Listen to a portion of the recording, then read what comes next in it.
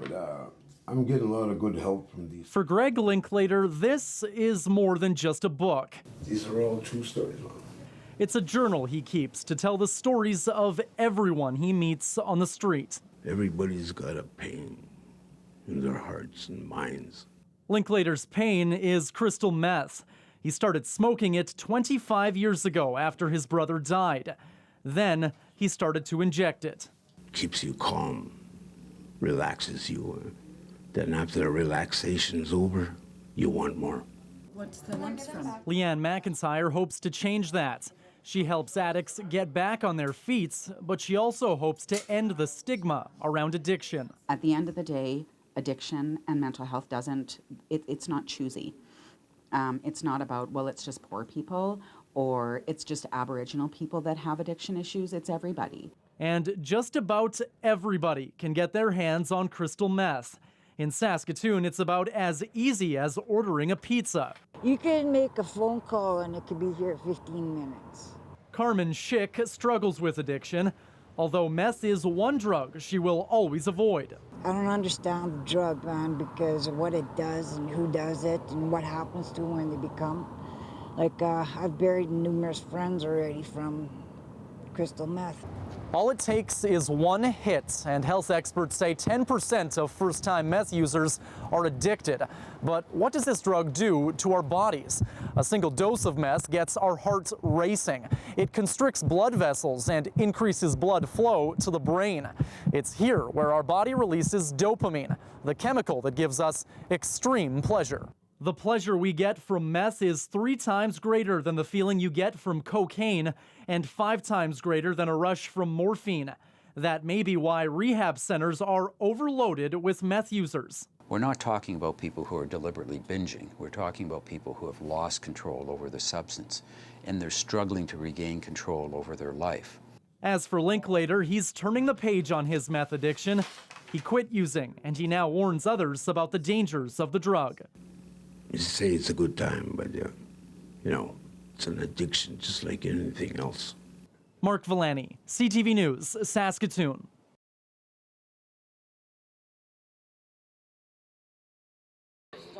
Guys, she's almost here. Laura Germain anxiously looks at her phone. Oh, good. And then Linda Krizik is on pins and needles. The Winnipeg family members both lost their daughter and twin sister Leanne Germain back in February of 2016. The 23-year-old fell into a coma after drinking too much water while experimenting with ecstasy. But now, a little piece of Leanne is coming back because she was an organ donor, and Jillian Langen was the recipient of a double lung transplant a year and a half ago. On Saturday, she met the family members of the person that saved her life. Are we okay? Yeah. Hi, Dad. How are you?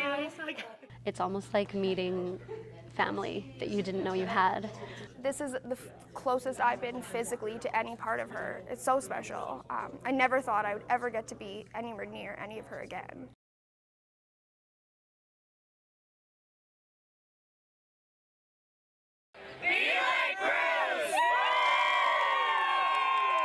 He smiles with his wife, and they embrace support from others.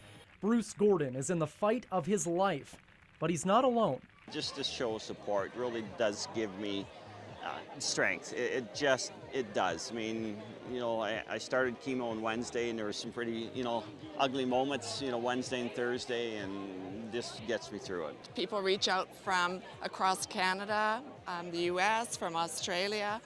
Our families have come together and supported us. 2, 1, go! Saskatoon's CrossFit community completed a special workout of the day for Gordon, a major challenge reflective of his never give up attitude.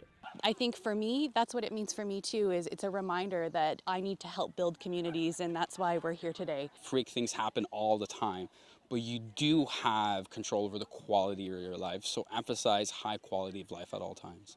The workouts are completed in teams, each group sweating it out through a specific number of physical activities, all of them representing an important moment in Bruce's life. Starting with 11 burpees. That represents the number of hours it took Bruce to finish an Ironman.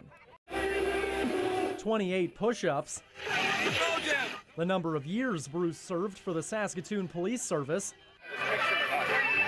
and 82 lunges, going back to 1982 when he was named captain of the Saskatoon Blades. A couple hundred people working out, all with their own definition of what it means to be like Bruce. The kind of person that you would